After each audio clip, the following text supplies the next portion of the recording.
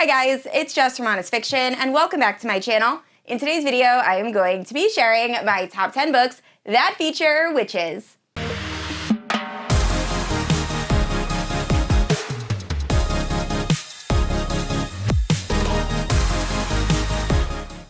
Alright guys, so we are officially halfway through spooky season, but we still have some time left, so I came up with a list of 10 books that feature witches just because I figured I already did vampires and shifters, so obviously we had to include witches. Now there is a mix of romance books and fantasy books, and I will be sorting this by genre, so if you're looking for a specific type of book, definitely check out the timestamps down below. And if you're unfamiliar with my channel, I post new videos every Wednesday and Sunday. If you haven't yet, please like and subscribe. You can also hit that notification bell to be notified whenever I post new bookish content. You can also check out my Instagram and Goodreads, both linked down below. With all that out of the way, let's talk about these witchy books.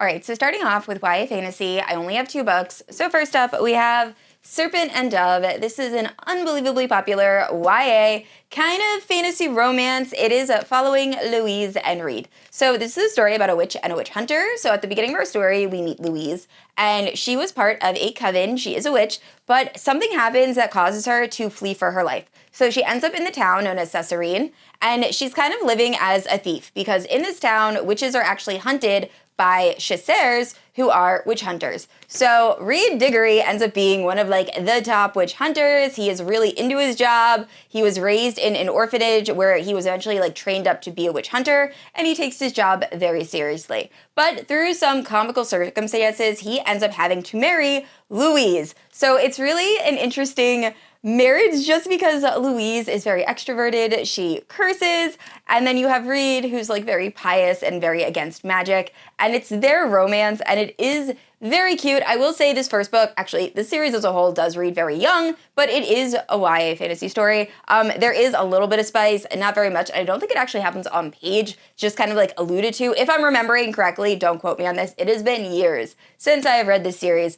And overall, I would probably give this series as a whole like a 3. I loved this first book, didn't love the second book, and did like the third book. But overall, if you're looking for just like a fun witchy romance, definitely give this series a try. And next up, we have Kingdom of the Wicked. This is actually Kingdom of the Cursed because I couldn't find my copy of Kingdom of the Wicked. It's behind me somewhere.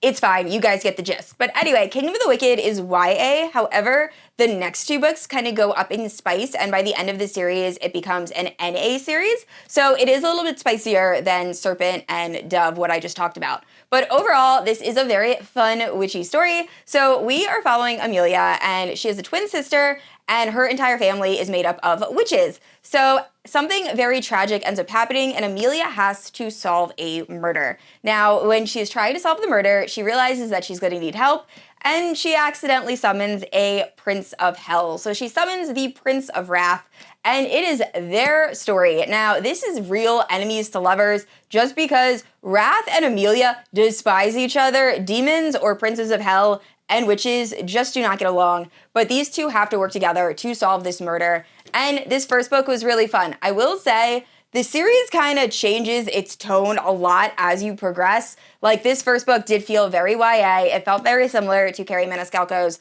other YA series, Jack the Ripper, that whole series.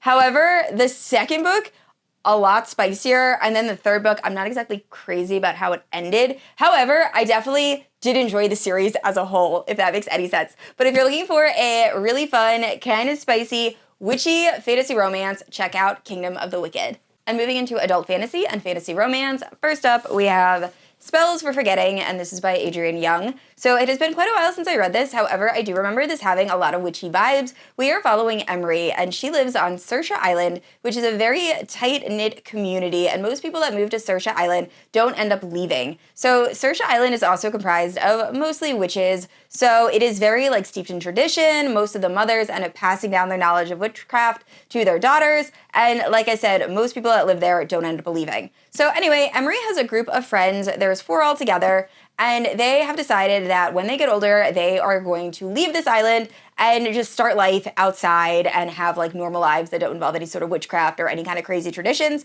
Unfortunately, one of the guys named August, who Emery is very close with, possibly dating, ends up being accused of murdering her best friend. So August ends up being told that he has to leave the island with his mother, so August and his mother leave, and then August's mother passes away, and her last wish is to be buried on Saoirse Island where she was born. So August has to go back to this island where everyone pretty much hates him and thinks he's a murderer, and it's pretty much picks up there with mysterious things starting to happen once August gets there and trying to uncover what actually happened the night of Emery's best friend's death. So overall, highly recommend. Definitely has all those like spooky witchy vibes, and it was a really enjoyable story. And if you like more of the scary, gothic type witchy books, we have Year of the Witching by Alexis Henderson. Now this author knows how to freak me out. Something about their writing, I get fully immersed in these books, and then I have nightmares for days. So just know that going in, very, very good at writing these scenes that just like will live in your head rent-free. So I have Year of the Witching on this list, but House of the Hunger is actually my favorite by this author only because it has pretty much every phobia I have in one book. Like I hate needles and I hate teeth. Just anything involving teeth freaks me out. And House of the Hunger has both of those things in spades, described in graphic detail. So maybe check that book out. But Year of the Witching was the first book I ever read by Alexis Henderson, and it is following Emmanuel. Now, Emmanuel is this girl that is living in a very patriarchal society or community. It is run by the prophet, and she is a woman, so she has a pretty tough existence as is in this community. However, on top of that, her mother ended up sleeping with an outsider, so everyone hates Emmanuel even more. So she has a really, really rough life. However, she is just trying to be as pious and pleasant as possible, so people leave her alone. Anyway, one day, Emmanuel is out doing her chores. Her goat ends up running into this forest, and Emmanuel chases him, and she ends up in this forest that is known to be the place where a bunch of witches were executed by the prophet. So Emmanuel hears all of these creepy voices, and then she finds a book. She decides to take that book home, and the story goes from there. So it's super creepy, super fun, and if you like more of like this scary type witch books, definitely check out Year of the Witching. All right, so this next book, I wasn't exactly sure if I wanted to put it in fantasy or romance because it is a perfect blend of both. It has those like fantastical, whimsical elements, but it also has a very good romance. It is very reminiscent of like Romeo and Juliet. And that is Heathens, and this is by Nicole Fiorina, one of my absolute favorite authors, same author that wrote the Stay With Me series. So this story is following Fallon, and Fallon has been raised her whole life knowing that she is from the town known as Weeping Hollow. However, her family left when she was very young, and the only person she is in contact with is her grandfather. So she's never met her grandfather, however, they have corresponded via letters, and she's always known never to go back to Weeping Hollow. Anyway, both of her parents end up passing away, and Fallon ends up receiving a letter from her grandfather saying, hey, I'm very sick, please come home so you can help take care of me. We're the only family each other has now. So Fallon decides she's going to travel to Weeping Hollow, and when she gets there, her grandfather is very confused, and he says, I never sent you that letter, you need to leave right now. So Fallon ends up trying to leave and realizes there is no way for her to physically leave this place. It's explained better in the book, kind of. So anyway, she decides she's going to stay there with her grandfather. And one day when she is walking by her property, she ends up seeing this guy wearing a mask on this cliff, and she locks eyes with him. Instant connection, and the story kind of goes from there. She finds out that he is an outcast of this town, and him and all of his friends and his family are known as like these evil Coven members that everyone kind of hates and blames all of the town problems on. And the story goes from there, and it is so, so good. So I did have a couple issues in terms of transitions in this book. Slight spoiler, but the reason that Fallon realizes that she can't leave is because she tries to drive away and just keeps showing up back at like Weeping Hollow's entrance, and then just kind of accepts that as like, oh, I guess I can't leave here. Better have a life in this town. And I'm like, you should have freaked out a little bit more because there was no magic going on up until that point in this book. So like those kind of things I felt like probably could have used a little bit more like explanation, but overall I loved this romance so much. I feel like Nicole Fiorina just writes amazing romances. So highly recommend, one of my absolute favorite witchy books. And the rest of the books on this list are all romances. So first up, we have Black Sunshine by Karina Halle, as well as the second book in the duology, The Blood is Love. I absolutely love this duology. I think it's my favorite ever written by Karina Halle. But the story is following Lenore. So Lenore, at the start of our story, is being raised by her parents that are kind of like hippies. They wear a lot of jewels and believe in like witchy type magic. But anyway, her parents really want to take her somewhere special on her 21st birthday. Now, Lenore is a 21-year-old, so she doesn't really want to spend her birthday with her parents, but she kind of like begrudgingly agrees. And before she ends up going on that trip with her parents, she is abducted by Absalon, a vampire, who explains to Lenore that, hey, not only are Lenore's parents witches, but they're also vampire killers, and that's very upsetting because Lenore, you're half vampire and your parents want to kill you, and this story goes from there, and it is so good. I love Lenore and Absalon's relationship, and just Lenore kind of coming into her power and finding out about herself, and the spice in this book is perfection. So, highly recommend. I love this duology, one of my absolute favorites. And of course, I had to include The Coven by Harper L. Woods. So this is very much a love it or hate it type book. Personally, I absolutely loved it. It also has age gap, kind of like student-teacher type vibes. I loved everything about this. But we are following Willow, and Willow's mother was part of this university that was ruled over by the Coven. Now, the Coven is a group of witches that are actually like skeletons of witches that were very powerful back in the day, but somehow they're still able to like stay animated. I don't know. It's kind of confusing, but whatever. So anyway, there's this coven of witches that control a university where they end up teaching witches different forms of magic. So our main character's mother attended this university, decides she wants nothing to do with the coven, ends up fleeing, and kind of hides out from the coven. She ends up having Willow, our main character, and a son, and Willow's father actually tries to teach his daughter, Willow, our main character, how to take down the coven. He's hoping that one day Willow will be a weapon that will be able to kill off the coven, while Willow's mother is just kind of hoping that the coven never finds out about her. So anyway, Willow's mother ends up passing away, and the coven finds out about Willow, and they decide that they want Willow to attend their university. So they send their vessel, known as Grayson. Now, vessels are kind of like witch vampires, where they don't have souls, and they are able to stay alive using the blood of witches, and they have to do the witch's bidding. So they're kind of like second-class citizens. Anyway, this vessel in particular is actually the headmaster of this university, and they end up sending him. He collects Willow. There's a little bit of like sexual things going on between them where like they both kind of like each other, but they also both hate each other. So anyway, Willow ends up at this university. She decides she's going to try to take down this coven, and it goes from there. And it is so good. The ending of this book had me shook. I was not expecting the ending at all, and I am someone that's normally really good at guessing the endings. I did not see it coming. Overall, I absolutely love this. If you've read this, let me know what you think down in the comments.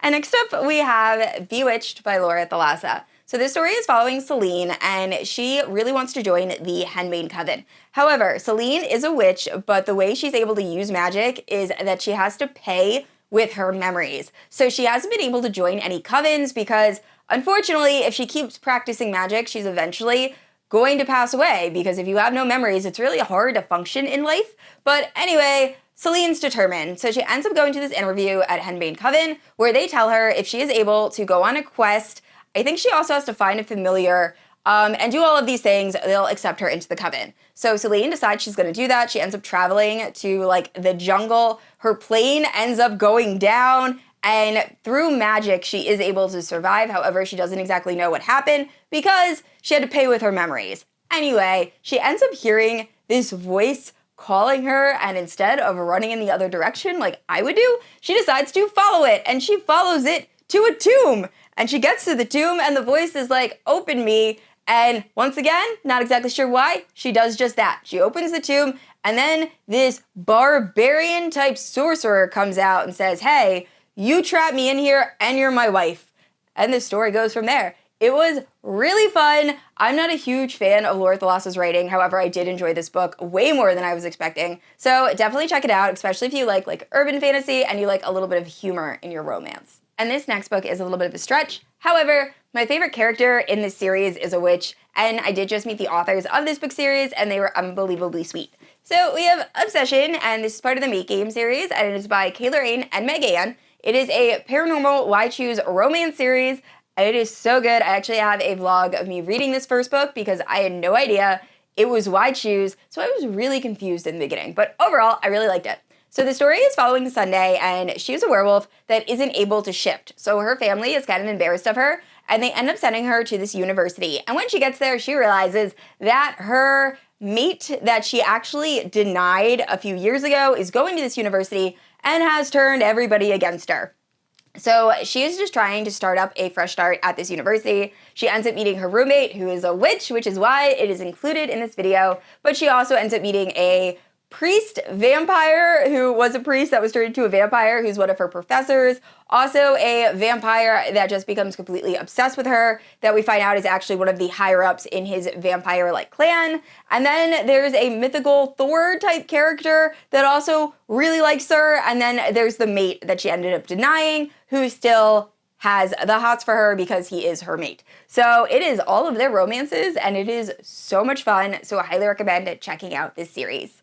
And the last two books on this list are more like romantic comedies. So first up we have The Ex-Hex, and I believe this is by Erin Sterling, but this is following a witch that 9 years before the events of the book, she ends up having a really rough night, and she decides to lay in a bubble bath and makes a hex on her ex, not thinking anything would come of it. Now, 9 years go by, and her ex, Reese, ends up showing up back at the town. He happens to be a warlock, and he needs to strengthen the town ley lines. Now, when he goes to do this, bad things start happening, and we find out that Vivian's hex actually did take effect, and now there are murderous wind-up toys and all of this like crazy stuff happening that Reese and Vivian have to stop. So it was a really fun story. I will say the ending was a little bit more emotional than I was expecting, but overall I really enjoyed it and highly recommend. Perfect for spooky season. And last up we have Wolf Gone Wild by Juliette Cross. So this is the first book in the Stay a Spell series, and this one is following Mateo, who is a werewolf who cannot shift into a werewolf. So he kind of just has to hear his werewolf like talking to him all the time, and it's really frustrating being a werewolf that can't shift. So Mateo ends up going to Evie, who is a member of this witch coven, and asks for help. Now, unfortunately, Evie and her coven, which is comprised of her sisters, are very anti-werewolf just because they're known to be like very territorial, very alpha. However, Evie ends up having a soft spot for Mateo and tries to help him. So the story is really just Evie and Mateo trying to fix Mateo's issue, but also kind of trying to keep it a secret from the coven. And it's just really fun. I definitely need to go back and like finish this series. I know so many people absolutely love it, and I've heard such good things. So I will definitely be trying to read at least 2 more books in the series by the end of October. Alright guys, that is it. Those are my top 10 favorite books that feature witches. Please let me know down in the comments below, what is your absolute favorite witchy book? I love getting recommendations from you guys. And I said this already, I post new videos every Wednesday and Sunday, and if you haven't yet, please like and subscribe. I will see you all next week. Bye!